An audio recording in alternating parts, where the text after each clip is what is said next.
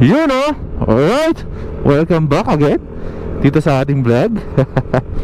JB Moto TV muling magbabalik with another content. Alright, let's go!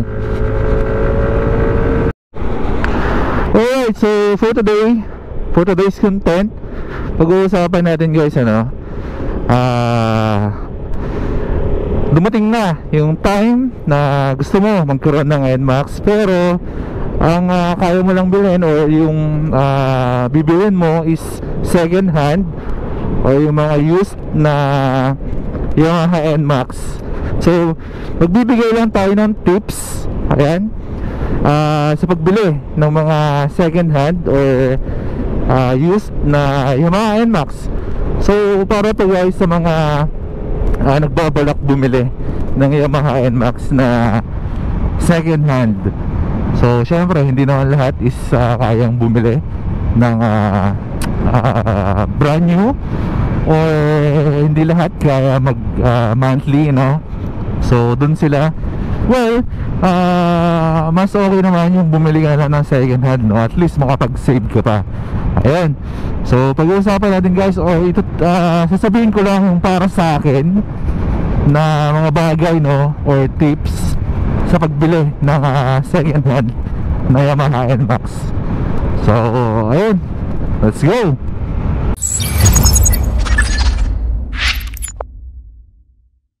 So ayun, nakapag-decide ka na, na kumuha ng second hand na Yamaha NMAX. So eto na yung time para kumuha ka, pero wala kang idea kung ano yung mga titignan mo or i-check mo sa kanya. So tamang-tama itong video na to guys, na i-share ko sa inyo para at least alam nyo yung mga i-check nyo bago nyo i-deal dun sa seller ng Yamaha NMAX. So hindi naman tayo professional, pagdating sa tingin-tingin ng mga second hand na motor. Meron lang akong alam, which is ito yung i-share ko sa inyo guys. Alright, so ayun na nga, bibili ka ng second hand na Yamaha NMAX pero wala kang mekaniko, Well, ang unang-unang titignan mo yung makina. Mag-check ka kung meron mang tagas sa makina mo, tagas ng oil, So check mo sa may dipstick niya. Ayan, number 1 sa dipstick. Check mo rin guys dun sa may ilalim kung saan yung oil drain. Yan, makikita mo guys, nasa loob, sisipatin mo lang kung may nakikita kang parang bakas ng mga oil. So pag nakita mo meron, well, tatanungin mo rin yung seller kung meron bang history ng tagas or nabiyak na ba yung makina niya. Sa pa yun guys, check mo maigi yung makina niya kung nabiyak na, may history na overhaul or nagkaroon ng overheat. Kasi once na nag-overheat yan, yung head mo at saka block, hindi siya pumapantay. So minsan ginagawa nila, nire-reface nila.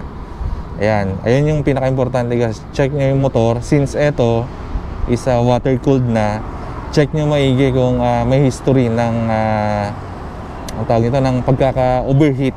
Ayan, then syempre check nyo yung panggilid niya.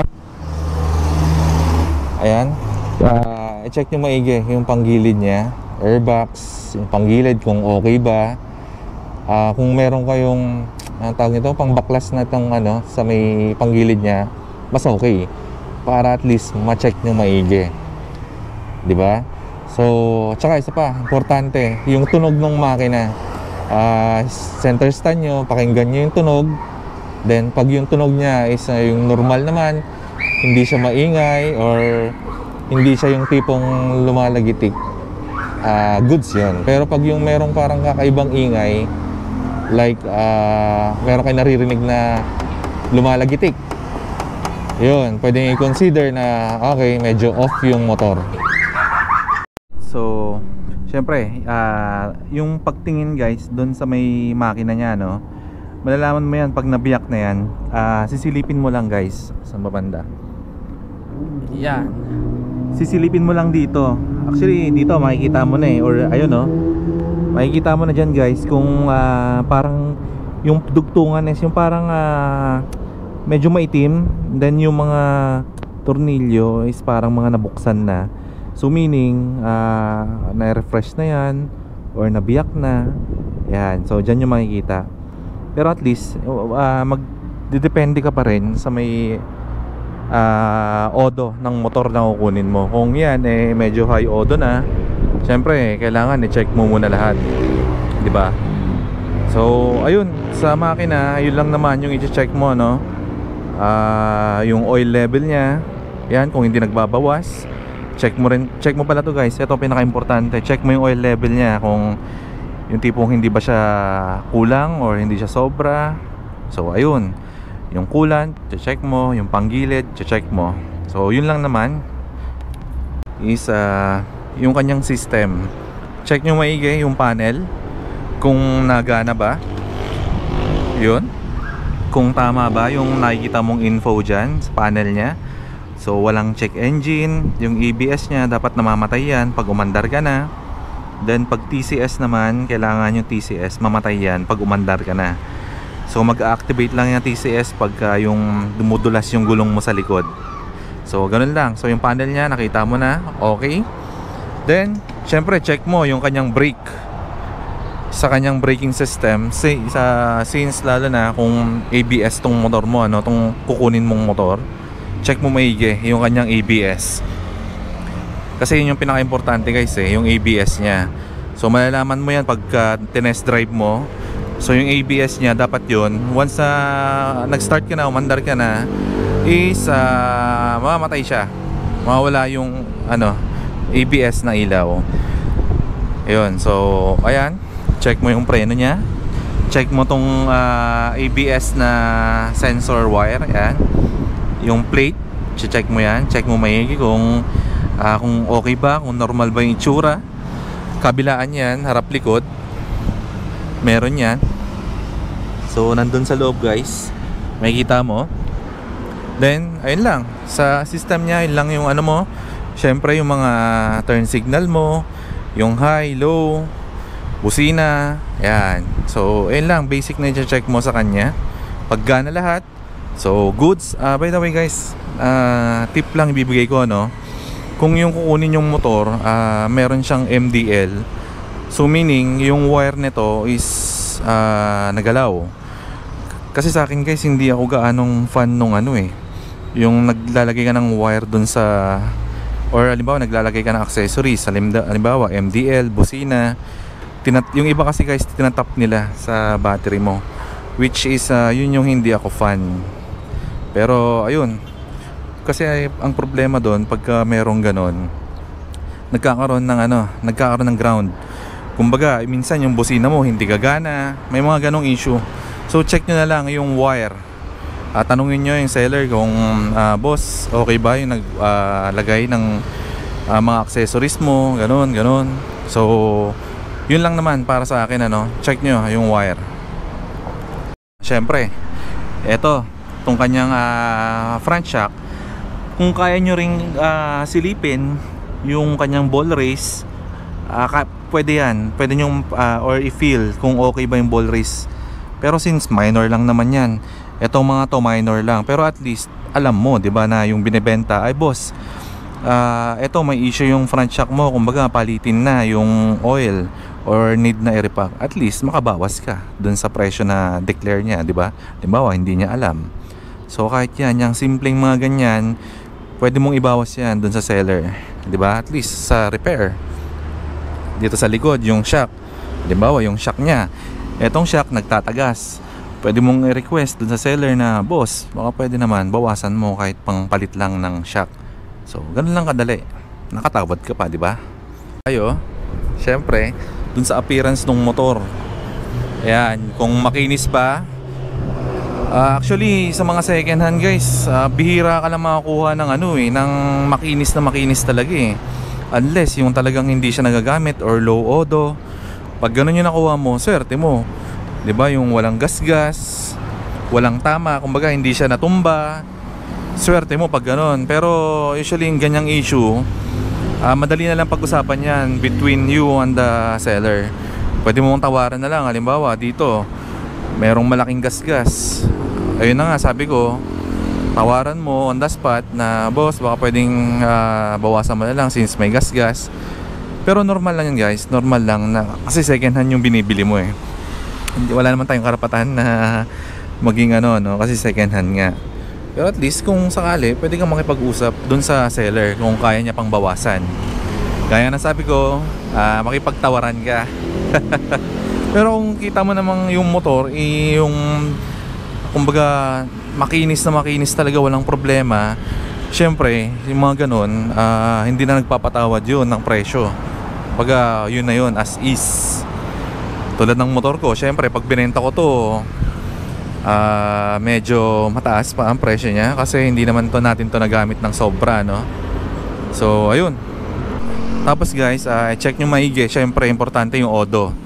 Kumbaga kung ano yung declare niya na odo, dapat yun yung nandito, or talagang yun dapat, kumbaga honest yung seller, dapat na makunan nyo eh. Hindi yung kung makabenta lang, di ba? Yung odo guys, hindi ko sure kung na pepeke ito eh. Dito sa Yamaha NMAX hindi ko sigurado kung kaya nilang pekein to. Not sure. So kung kumukuha kayo ng motor, mas maganda siguro kung talagang medyo maselan kayo, gusto nyo yung medyo fresh pa, di kumuha kayo ng below 10k na odo, di ba? So ayun, check nyo rin pala guys yung mga ilaw, turn signal nga, kaya sabi ko, check nyo yun kung gumagana. Yun. So doon tayo sa last guys, which is yung pinaka-importante. Syempre, dapat yung motor or yung NMAX na kukunin mo is nakarehistro. So meaning nakarehistro, meron siyang ORCR, then registered siya from the year na kinukuha mo siya. Kasi guys, mahirap kumuha eh pagka yung tipong hindi siya nakarehistro.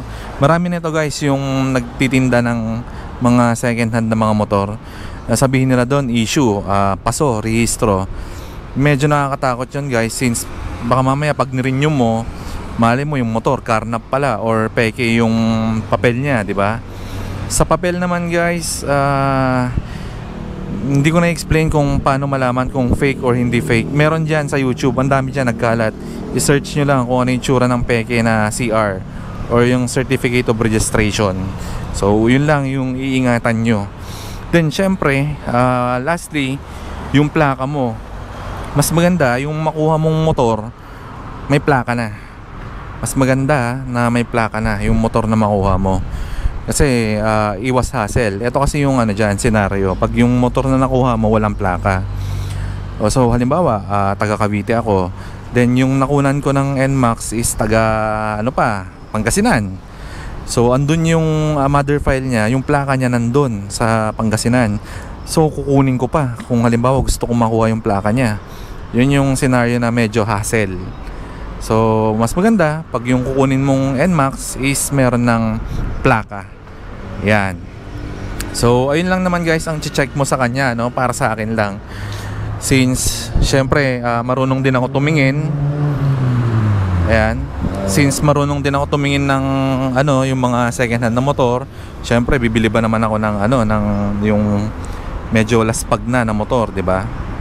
So overall, ayan, yun yung para sa akin, no, na dapat mo i-check.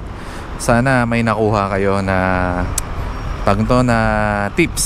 So yun lang naman guys yung tip ko, no, sa mga kukuha ng second hand na Yamaha NMAX. So kung meron man ako nakalimutan or mali sa aking sinabi, please paki-correct na lang or padagdagan ako kung ano ba yung dapat na chine-check pa, no. Comment nyo lang dyan guys.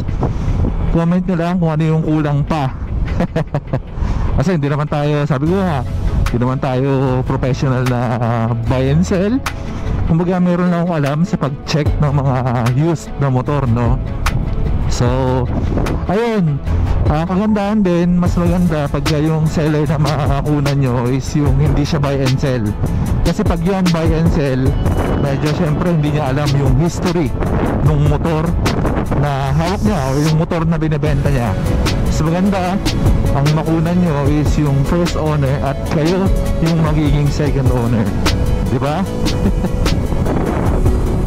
So syempre sa pagbili ng second hand na motor, yung pera na pambili mo hindi mo naman yan pinupulot kung saan saan, di ba?